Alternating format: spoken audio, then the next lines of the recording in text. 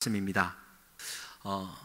담임 목사님 나중에 광고하시겠지만 원래 주보에 광고되어진 전재덕 목사님은 실질적인 대화를 위해 다음 주 수요일에 오시기로 하셨다라는 것, 오늘 새벽에 광고한 대로 다시 한번 광고합니다. 오늘은 요한복음 2장 19절로 21절 세 절 말씀 우리 한 목소리로 함께 봉독하시겠습니다. 예수께서 대답하여 이르시되 너희가 이 성전을 헐라 내가 사흘 동안에 일으키리라. 유대인들이 이르되 이 성전은 46년 동안에 지었거늘 내가 3일 동안에 일으키겠느냐 하더라. 그러나 예수는 성전된 자기 육체를 가리켜 말씀하신 것이라. 아멘. 오늘 3일 밤 저녁 주임전에 나오신 사랑하는 성도님들께 하나님의 큰 은혜와 축복이 함께 하시기를 주님의 이름으로 간절히 축복합니다. 오늘은 이 본문 말씀 제목으로 빈방 없습니다, 빈방 없습니다 라는 제목으로 하나님 말씀 나누겠습니다. 제목이 빈방 없습니다. 그 성탄절이 되면 한때 유행했던 그 유명한 희곡이 있죠. 제목이 빈방 없습니까? 굉장히 유명한 희곡인데요. 거기는 이제 내용이 간단히 보면 이렇습니다. 어느 교회, 실화를 바탕으로 한 건데요. 어느 교회에 고등부 연극 이제 준비를 해서 성탄절 이브 날 이제 발표를 하려고 준비를 합니다. 학생들은 다 역을 맡았고 그 중에 덕구라는 이 지진하고 말을 더듬는 친구가 한 명 있었습니다. 선생님은 이 친구에게도 자신감을 불어 넣어주고 용기를 주고자 한 배역을 맡아서 같이 연습을 합니다. 학생들 사이에 덕구가 자꾸 이제 대사에 벙크를 내고 원활하게 진행이 안 되니까 빼라고 말을 하는데 선생님은 끝까지 함께 합니다. 그런데 드디어 12월 24일 이분 날 이제 공연이 되는데 이 덕구가 현실과 연극을 혼동하면서 일은 벌어지고 말지요. 여관 주인 역을 맡았습니다. 요셉과 마리아가 이제 아기 예수를 이제 나오기 직전인데 여관을 찾아다니면서 빈방 없습니까? 빈방 없습니까? 이제 하니까 덕구가 여관 주인으로서 나와서 빈방 없습니다 라고 한마디 하면 되는데 빈방 없습니까? 라고 이렇게 애절해하는 이 목소리에 분명히 빈방이 있는데 없다라고 말을 하기가 너무 안타깝고, 그리고 이 덕구의 마음 안에는 예수님은 아무데나 태어나면 안 되는 거예요. 그래서 빈방이 없다라고 말을 하고 그걸 없지요 라고 돌아가는 이 요셉과 마리아를 불러 세워가지고 저기요 그런데요 하고 돌았습니다. 선생님이 뒤에서 야 뭐 하는 거야? 빨리 그냥 들어와. 빈방이 없습니다 안녕히 가세요 하고 돌아가는데 또 이게 몇 번 이러다가 결국에는 덕구가 말을 더듬으면서 아니에요 우리 집에 빈방 있어요, 우리 집에 가요 그러면서 이제 데리고 가면서 연극이 엉망이 되는 그런 내용입니다. 덕구의 마음 안에는 예수님을 자기 방에서 태어나게 하고 싶었던 것이었습니다. 여러분, 여기서 말하는 빈 방은 어떤 의미이겠습니까? 자기 방을 내어주지 않고는 우리 예수님이 내 삶의 주인이 될 수 없다라는 말입니다. 내가 내 방을 예수님께 내어주고 그분을 내 마음에 모셔드리는 것, 그것이 곧 빈 방의 의미일 것입니다. 세상은 너의 마음을 자꾸 비우라고 말을 합니다. 비워야 돼, 욕심을 버려야 돼. 그런데 내 마음을 비워내는 것뿐만 아니라 내 마음 안에 무언가를 채워야 되는데 우리 주님을 내 마음 안에 모셔드리지 않고 그분으로 채우지 않으면 우리는 다른 것을 따라갈 수밖에 없는 연약한 백성인 것입니다. 그러므로 우리는 예수님을 믿고 따라가는 자로서 비움과 채움을 잘 해야 되는 존재인 것입니다. 아무쪼록 우리에 있는 모든 육적인 것들, 욕심들 그런 걸 다 비워내고 우리 주 예수님을 내 마음 빈 방으로 모셔들어서 내 마음 방 안에 우리 주님으로 꽉 채워지는 은혜가 있기를 주님의 이름으로 간절히 축복합니다. 이 이야기를 예수님이 잘 비유해 주셨습니다. 누가복음 11장 24절로 26절 말씀인데요. 띄워주시면 같이 한번 읽겠습니다. 함께 읽겠습니다. 더러운 귀신이 사람에게서 나갔을 때에 물 없는 곳으로 다니며 쉬기를 구하되 얻지 못하고 이에 이르되 내가 나온 내 집으로 돌아가리라 하고 가서 보거니 그 집이 청소되었고 수리되었거늘 이에 가서 저보다 더 악한 귀신 7을 데리고 들어가서 거하니 그 사람의 나중 형편이 전보다 더 심하게 되느니라. 아멘. 예수님께서 말씀하신 이 집, 빈 집이라는 말은 빈 방이라는 의미와 똑같습니다. 물 없는 곳으로 찾아가고 있는 귀신들입니다. 여러분, 귀신은 물 없는 곳을 찾아다닙니다. 할렐루야. 하루에 1리터 이상 물 많이 드시기를 주님의 이름으로 축복합니다. 거기 아멘 할 것이 아니라 물 없는 곳이라고 할 때 진짜 물 많은 해수욕장을 가리키긴 말이겠습니까? 여기서 말하는 물은 물과 성령으로 거듭나야 하나님의 나라에 들어간다라고 할 때 물 곧 성령, 곧 성령을 가리키는 말이죠. 그리고 에베소서 5장 26절 말씀에 너희가 물로 씻어 말씀으로 깨끗하게 된다라고 말합니다. 물로 씻어 말씀으로 깨끗하게 된다. 물이 곧 하나님의 말씀이다라는 거죠. 그러니까 물 없는 곳이라는 말은 하나님의 영, 곧 성령이 없고 하나님의 말씀이 없는 곳에 사단, 이 귀신은 찾아다닌다라는 것입니다. 그 나온 집, 귀신이 나왔다라는 것은 그 마음이 청소가 되었고 그 마음밭이 빈 방, 빈 집이 되었다라는 뜻이죠. 빈 방에는 온갖 잡다한 것이 다 들어올 수 있습니다. 우리는 빈 곳에 하나님의 말씀과 그분의 영으로 꽉 채워야 합니다. 이걸 비워놓으면 여러분, 나갔던 귀신이 7마리나 더 데리고 들어와서 처음 상황보다 나중이 더 악해졌다라고 말씀하고 있는 것입니다. 사랑하는 성도님들, 오늘 마음 안에 오늘 제목은 빈방 없습니다입니다. 빈방 없습니다. 누구를 향한 말이겠습니까? 사단과 귀신 조무래기들에게 우리 주님 외에는 내 마음 안에 빈방 없소 라는 의미임을 기억하며 오늘 말씀을 쭉 한번 함께 나아갔으면 좋겠습니다. 여러분, 우리나라의 근대 역사를 잘 아시죠? 근대사에서 큰 교훈 한 가지가 있습니다. 1895년, 지금부터 약 130년 전에 일본이 청나라와 전쟁을 벌여서 승리를 합니다. 그때부터 일본이 이 동북아 지형에 대세로 자리 잡습니다. 그리고는 10년이 흘러 러시아와 전쟁을 하고 또 러시아마저 이겨버립니다.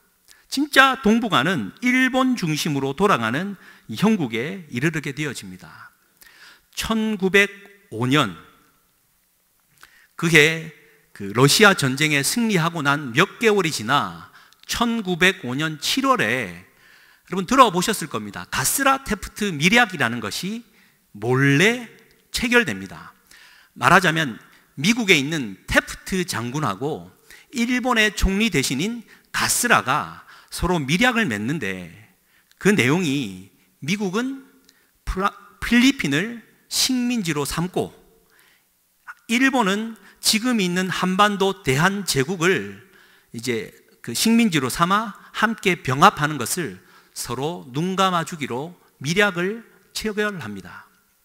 그리고는 이런 분위기 속에서 그 유명한 우리 총리 대신인 이완용이 그의 아주 현실주의적인 안목과 자세를 가지고 1905년 11월에 우리가 흔히 잘 아는 을사늑약을 맺습니다.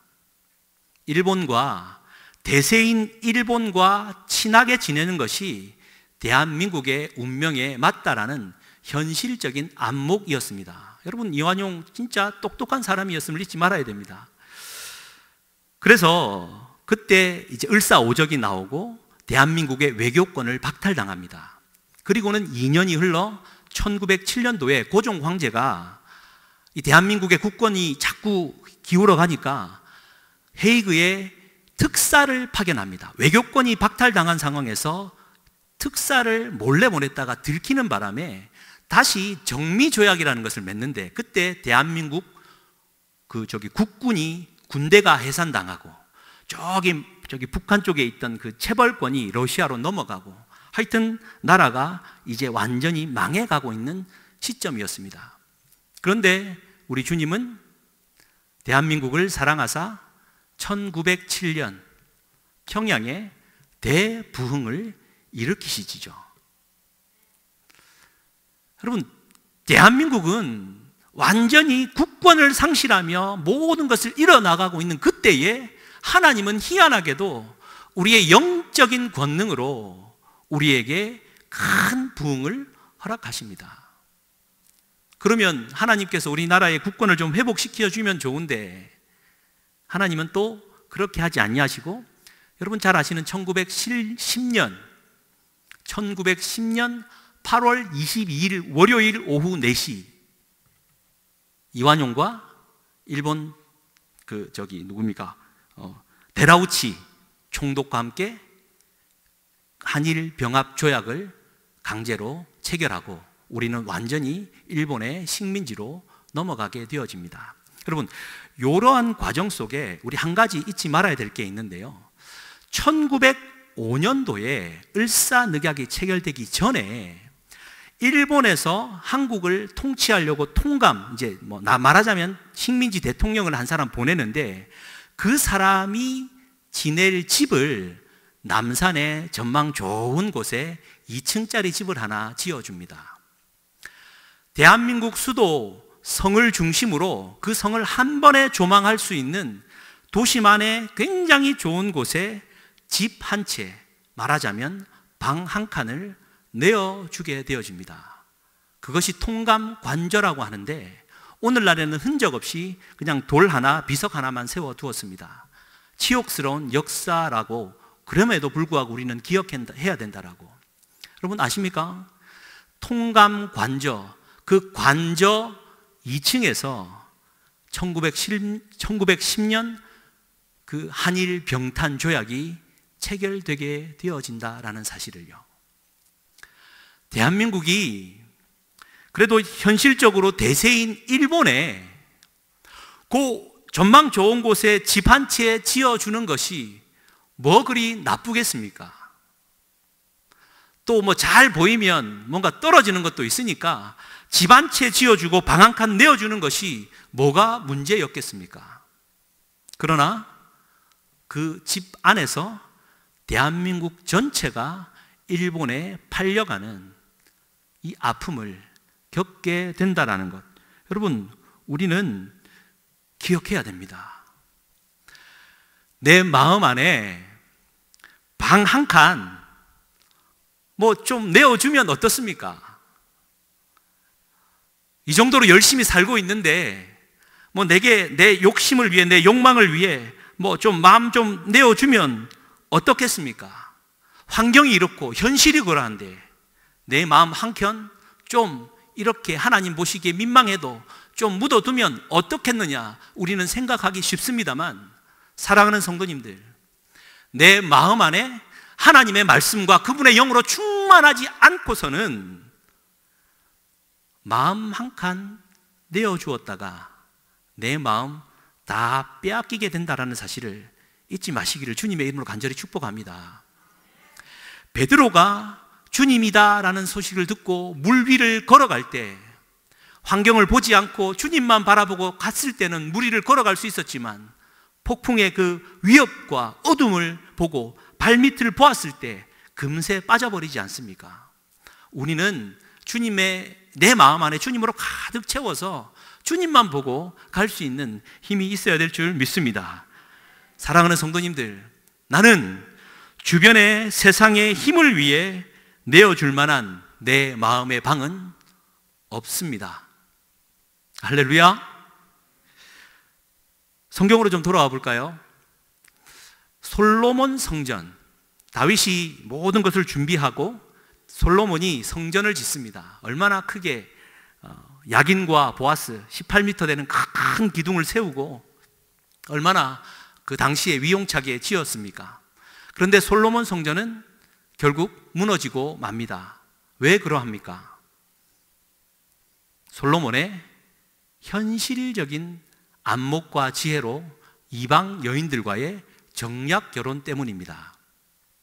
아가서 6장 8절에는 솔로몬의 왕후가 80이요 비빈이 60이요 시녀가 무수했다라고 말합니다. 그러니까 초창기에는 아내가 140명, 시녀도 무수했습니다. 그런데 여기서 그치면 양반이죠. 열왕기상 11장 3절에는 700명의 아내와 300명의 첩들로 되어 있었다. 그러니까 1000명이 넘는 아내와 첩들을 거느렸다라는 말입니다. 성경이 지금 다른 얘기를 하고 있는 것이 아니라 솔로몬은 끊임없이 자신의 왕국을 안정시키기 위해 현실적인 안목을 가지고 이방 여인들과 정략 결혼을 통하여서 나라의 부귀와 영화, 평화를 유지하려고 노력했던 겁니다. 그런데 아시죠? 이방 여인들이 그냥 오면 되는데 뭘 갖고 들어옵니까? 예, 그 시간에 있는 그 잡신들 막 다 갖고 들어와 가지고 성경은 그대로 기록합니다. 솔로몬이 그 여인들을 위해 성전에 방을 내어 주었다고요. 하나님의 영이 거하시고 주님이 거하시는 성전에 이 나라를 정치적으로 안정시키고 그분의 나라를 부흥시키기 위하여 이렇게 지혜롭게 정략 결혼을 하는데 그들에게 방 한 칸 내어주는 것이 뭐가 그리 크겠냐라는 뜻입니다. 그런데 그렇게 방 한 칸씩 내어주기 시작했던 솔로몬 성전은 결국 이방 잡신들로 우글거리기 시작했고 결국 그 성전은 무너지고 만 것입니다.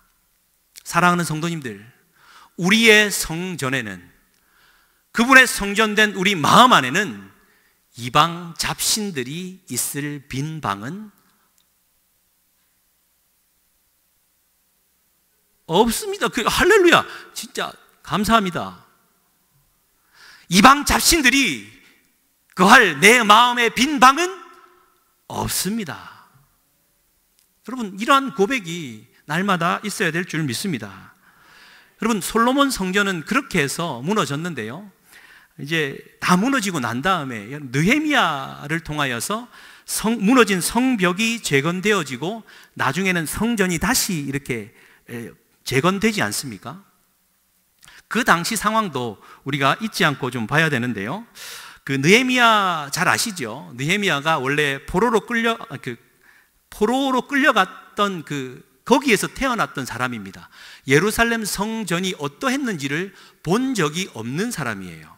그런데 예루살렘 성전이 무너졌다라는 소식에 이 성령으로 충만했던 그는 하나님께 중보기도 했고, 그래서 술 맡은 관원장이 되어지고 아닥사스다 왕 제20년에 그의 눈에 들어서 이제 소원을 말하고 하나님의 성전을 짓고자 파송을 받아 예루살렘으로 돌아오게 되어집니다. 거두절미하고요. 아무것도 없는 그 상황에서 느헤미야는 굉장히 지혜롭고 또 신앙적으로 사람들을 독려해서 무려 52일 만에 성벽이 중수되는 놀라운 기적을 행합니다.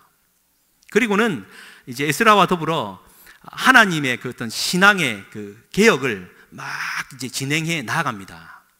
그 일을 다 마치고 느헤미야는 다시 아닥사스다 왕에게 가서 12년 동안 아닥사스다 왕 밑에서 일을 합니다.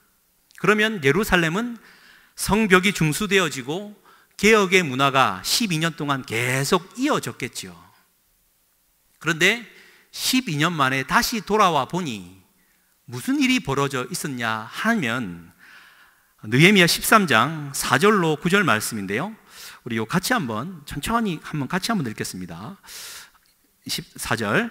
이전에 우리 하나님의 전의 방을 맡은 제사장 엘리야십이 도비야와 연락이 있었으므로, 말씀을 띄워주시면, 저 도비야는 누구냐면 12년 전에 느헤미야가 성벽을 재건하려 할 때 산발랏, 도비야, 겟셈, 이 사람들이 방해를 했던 이방 원수들이었습니다. 그런데 제사장이라는 엘리야십이 12년 동안에 도비야와 뭔가 연락이 있었다라는 뜻입니다. 5절 말씀. 도비야를 위하여 한 큰 방을 만들었으니 그 방은 원래 소재물과 유향과 그릇과 또 레위 사람들과 노래하는 자들과 문지기들에게 11조로 주는 곡물과 새 포도주와 기름과 또 제사장들에게 주는 거제물을 두는 곳이라. 여러분 보이십니까? 하나님의 성전에 레위인들, 제사를 돕는 그들을 위해 모아놓은 곡간을, 그 옆에 한 방을 누구에게요? 원수였던 도비야에게 방을 하나 내어줬다라는 겁니다. 6절입니다. 함께 읽겠습니다. 그때에는 내가 예루살렘에 있지 아니하였느니라. 바벨론 왕 아닥사스다 32년에 내가 왕에게 나아갔다가 며칠 후에 왕에게 발미를 청하고, 7절, 예루살렘에 이르러서야 엘리야십이 도비야를 위하여 하나님의 전뜰에 방을 만든 악한 일을 안지라. 8절입니다. 내가 심히 근심하여 도비야의 세간을 그 방 밖으로 다 내어 던지고 명령하여 그 방을 정결하게 하고 하나님의 전의 그릇과 소재물과 유향을 다시 그리로 들여 놓았느니라. 아멘. 12년 전에 무너졌던 하나님의 성벽이 세워지고요, 성전에 그 예배당으로서의 온전한 기능이 살아났습니다. 심지어 예배를 섬기려던 사람이 없던 그 순간에도 레위인을 세웠고 그들을 위해 헌금하였고 그들을 위해 쓰는 재물까지도 모아놓는 그 곡간 옆에 한 방을, 그것도 큰 방을, 그것도 원수였던 이방인이었던 도비야에게 내어준 겁니다. 제사장의 직무를 망각했지요.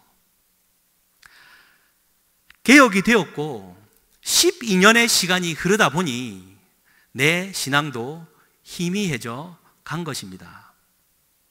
사랑하는 성도님들, 한번 질문 드려 보겠습니다. 12년 전에 나의 신앙의 모습은 어떠하셨는지요? 12년이 흘러 지금 현재의 내 모습은 대제사장 엘리야십처럼 원수든 기든 아니든 누구든 방 한 칸 내어줘도 괜찮지 않느냐고 자위하며 그렇게 신앙생활하고 있지는 않습니까? 사랑하는 성도님들, 이방인을 위해 혹은 원수를 위해 내 마음 안에 있는 이 방 한 칸 내어준 것은 하나를 내어준 것이 아니라 전부를 내어준 것이고요, 남산 아래에 있는 한 집만 내어준 것이 아니라 대한민국 전체를 내어준 것처럼 내 마음 안에도 한 방을 내어준 것이 아니라 내 마음 전부를 내어준 것임을. 그래서 예수님도 귀신 하나 도망간 것이 중요한 게 아니라 귀신 하나 떠났다고 기적이 일어났다고 좋아할 것이 아니라 더 악랄한 귀신 7을 데리고 들어온다라는 이 사실에 우리는 오늘도 우리의 신앙을 점검하고 내 마음 안에 그 방을 정결하게 할 만한 노력은 있는지 우리는 깨우쳐야 합니다. 그런데 여러분, 이 엘리야십이요 제사장 아닙니까? 그리고 느헤미야가 와서 도비야의 세간을 다 몰아내고 방을 청소해 줬으면 깨닫고 돌이키면 되는데 느헤미야 13장 28절에 뭐라고 하면서 느헤미야가 끝나는 줄 아십니까? 대제사장 엘리야십 손자가 산발랏의 사위가 되었다고요. 여러분, 지금 제가 뭔 말하는지 모르겠습니까? 제사장 아닙니까? 그 당대에 하나님의 채찍을 맞았으면 돌이키고 손자를 쳐서라도 나처럼 살면 안 된다 라고 해도 모자랄 판에 산발랏의 사위가 되도록 내주다니요. 이게 우리의 모습입니다.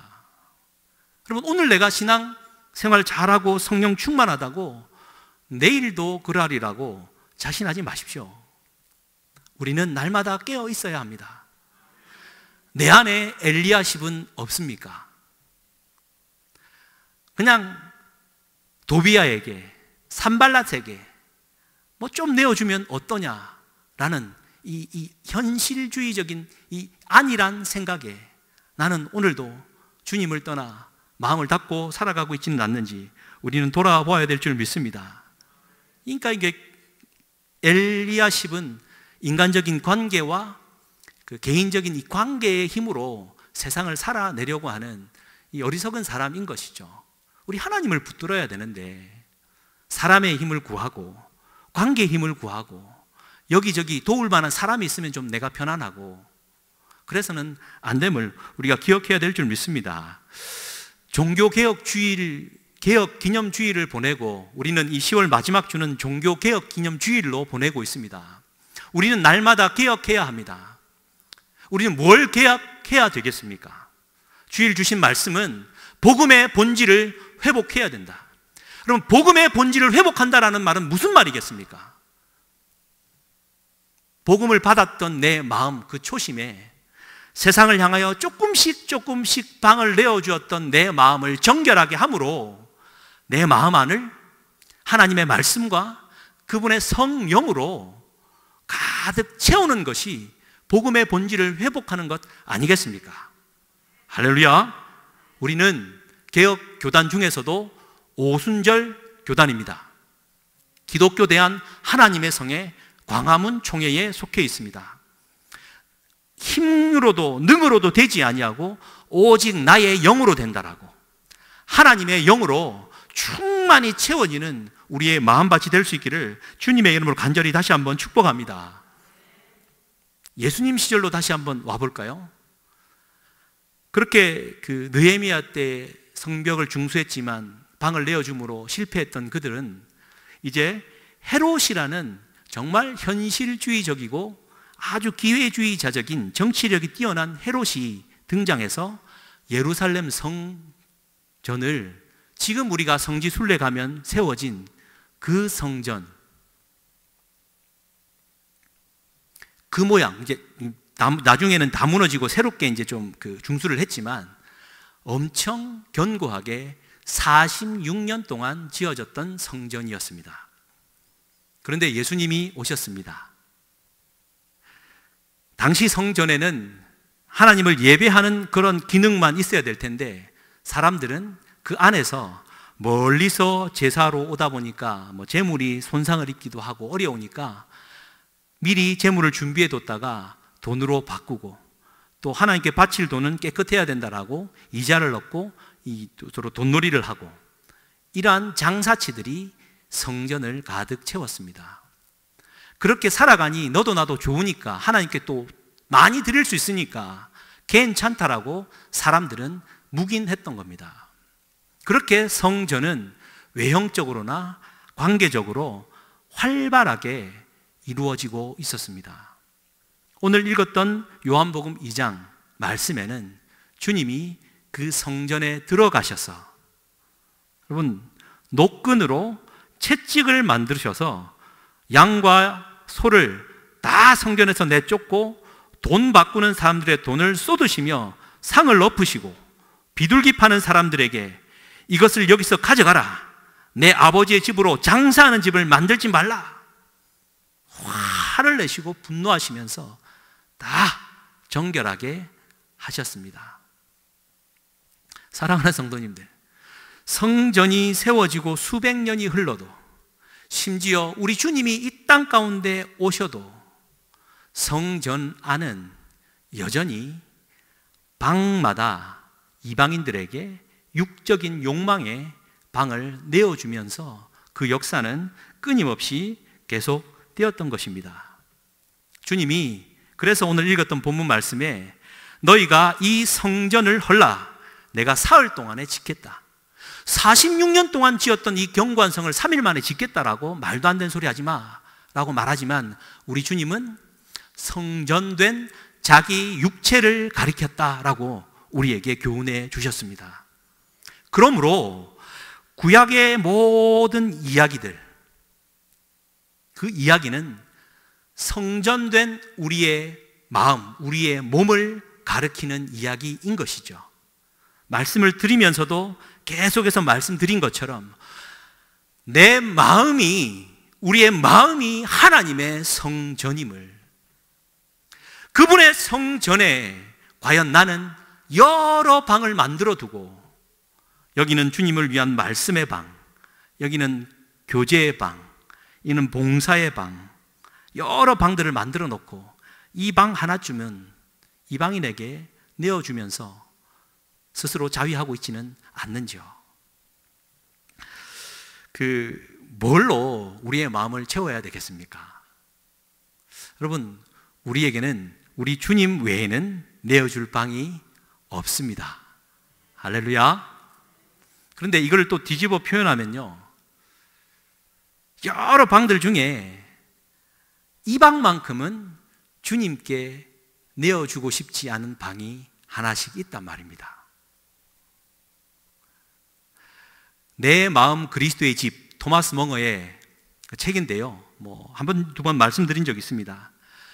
내가 주님을 모시고 주님이 내 마음의 집, 내 방에 들어오셨어요. 나는 주님과 친밀하게 교제하면서 그분과 행복하게 살아갈 수 있다라고 행복감에 젖어 있었습니다. 그래서 내 마음의 집에 찾아온 주님을 모시고 이제 집 소개를 합니다. 주님, 여기는 서재입니다. 내 모든 생각과 이성적인 이 논리가 여기에서 나왔어요. 브레인 같은 곳입니다. 주님이 묻습니다. 성경은 어디 있느냐? 찾아보니까 먼지채로 한 곳에 있습니다. 아차 싶어서 성경을 털고 펼쳐 놓습니다. 그리고는 두 번째 방, 주방으로 갑니다. 주님, 여기는 주방입니다. 여기서 제가 많은 것을 먹고 마십니다. 내 욕구를 채우고 내 이름을 위하여, 또 관계를 위하여 많은 것을 먹고 채우고 또 설거지하고 참 공간입니다. 이제 그러면서 이제 소개를 하고, 다음은 거실로 데려갑니다. 주님이 기뻐합니다. 거실이 넓고 좋으니까 너 그러면 매일 아침마다 나랑 교제하자. 갈 때마다 하나님 말씀 기도하고 말씀 먹고 하루 갔다가 들어오면 여기서 나랑 교제하자. 처음에는 너무 행복했습니다. 며칠이 흘러가자 너무 바빴던 나머지 주님이 거실에 있는데도 불구하고 주님 오늘 바빠요 라고 쌩하고 들어가고, 주님 오늘 바쁘니까 내일 아침에 만나요 하고 그냥 나가버리는 그런 거실을 두고 살아갑니다. 그리고는 며칠 있다가 다시 주님께 여기가 침실이에요. 좀 은밀하지만 여기서 참 좋은 공간입니다. 안락하고요, 편안한 잠을 잡니다. 그래 참 좋구나. 그리고 지하 작업실에 가서 주님 여기서 내가 많은 것을 만들고 실리적인 일을 하고 여기서 돈을 법니다. 그랬더니 주님 그래 참 좋다. 그러면 나를 위해 만든 건 무엇이냐 라고 물으니까 정말 주님을 위해 만든 것은 하나도 없었음을 또 깨닫게 되어집니다. 근데 이거는 그냥 내용이고요. 마지막 벽장에 열쇠를 걸어 잠근 방을 하나 발견합니다. 주님이 이 방은 무엇이냐라고 묻습니다. 주님 그 아무 방 아닙니다. 다른 방 가시죠. 아니다, 이 방 뭐냐라고. 주님 그 아실 필요 없다니까요. 열쇠를 달라 합니다. 주님 이거 보실 필요 없다니까요. 그 벽장에 걸어 잠근 문은 죄의 방이었습니다. 벽장 안에 나쁜 기억들, 안 좋은 습관들, 은밀한 비밀들로 흉측한 냄새가 나고 있었고, 냄새가 나고 있음을 인지하고는 있었지만 본인도 두려워서 한 번도 열어보지 못하고 청소하지 못하고 지냈던 방이었던 겁니다. 주님이 묻습니다. 이 방을 열어봐라. 주님 안 된다고요. 부끄럽고 힘듭니다. 이 방만큼은 좀 그냥 넘어가면 안 되겠습니까? 그때 주님이 말합니다. 네가 그 방을 청소할 수 없다면 나는 너와 함께 할 수 없다라고. 아니 주님, 지금까지 소개해드리고 이 좋은 방 다 놔두고 이 벽장 하나 안 열었다라고 나와 함께 할 수 없다니요. 처음엔 원망스러웠지만 부끄러움을 무릅쓰고 주님께 열쇠를 내어드렸고, 주님이 문을 열자 정말 악취가 진동했지만 나는 주님과 함께 그 방을 청소하기 시작했고, 부끄러웠지만 금세 그 부끄러움은 기쁨으로 변했고, 그때야 비로소 주님, 내가 주님 안에, 주님은 내 안에 거하는 사임을, 주님, 내 마음의 집 주인으로 주님을 모셔드립니다 라고 말할 수 있었다. 이게 토마스 멍어의 내 마음 그리스도의 집 이야기입니다. 사랑하는 성도님들, 우리는 때로 하나님의 영으로 충만해 있으면서 방 한 칸 내어주는 오류를 범하기도 하지만, 하나님께 보여드리기도 힘든 내 어두운 방마저 하나님께 숨기려고 하는 오류를 범할 수도 있는 것이죠. 사랑하는 성도님들, 그러한 방 하나씩 있지는 않으신지요? 오늘 이 저녁에 함께 기도하면서 주님, 그 방을 깨끗하게 청소해 주시옵소서. 지금도 썩은 냄새가 진동하고 나로 하여금 잘못된 생각을 하게 하고 어리석은 판단을 하게 만드는 그 썩은 방, 주님과 더불어 청소하게 해달라고. 그래서 주님의 말씀과 주님의 영으로 충만하여져서 내 마음의 주인이 되게 해달라고 고백할 수 있는 저와 우리가 될 수 있기를 주님의 이름으로 간절히 축복합니다. 말씀이 오늘 길지는 않습니다. 말씀을 마무리하는데요, 제가 지난주 설교 마무리하면서 해운대가 세상에서 가장 살기 좋은 동네라고, 걷기에 가장 좋은 동네라고 자랑 아닌 자랑을 했더니, 용호동에 있는 남구 주민들이, 광안리가 있는 수영구 주민들이, 사하구, 영도구, 내리, 기장, 일광, 사랑하는 성도님들, 해운대라고 말을 했던 저의 마음속에는 부산이라는 큰 그림을 그리고 있었는데도 불구하고 해운대라고 말하니까 16개 구민들이 상처를 받는 것을 보고, 상처 아니겠죠. 해운대보다는 수영구가 더 살기 좋더라. 사랑하는 성도님들, 우리는 한 부산 시민 아닌겨? 깁니다. 여러분, 제가 이렇게 말하면 양산과 김해에 사는 성도님은 또 어쩌라고요? 우리는 이 땅 가운데 시민권을 두고 살아가는 자들이 아니라 주님을 내 마음 안에 모시고 하늘나라, 하나님의 나라의 시민권을 갖고 살아가는 자들입니다. 하나님의 나라의 시민권을 갖고 살아간다는 말의 의미는 이미 내 마음 안에 하나님의 나라가 펼쳐졌다라는 뜻입니다. 그러므로 해운대에 살든 수영구에 살든 내 마음이 주님의 나라로 가득 채워져서 그분의 성령으로, 그분의 말씀으로 가득 채워져 있다라면 내 주 예수 모신 곳이 그 어디나 하늘나라임을 우리가 잊지 말아야 될 줄 믿습니다. 통감관저, 작은 집 하나, 남산 하나 내어줌으로 나라가 국권을 빼앗겼습니다. 주님의 성전에 이방 잡신들을 하나씩 끌어옴으로 하나님의 성전은 오염되고 망가졌습니다. 하나님의 부르심을 받은 제사장 엘리야십도 현실주의적인 정치로 하나님의 성전에 원수들에게 방 하나씩 내어줌으로 우리의 신앙을 망각하게 되었습니다. 사랑하는 성도님들, 우리는 깨끗한 방이 필요합니다. 비워내는 능력이 있어야 될 줄 믿습니다. 그러나 비워두었다라는 7 귀신이 들어온다는 사실을 기억 잊지 마시고 하나님의 말씀, 그분의 영으로 다시 한번 채울 수 있는 힘이 있어야 되는 것입니다.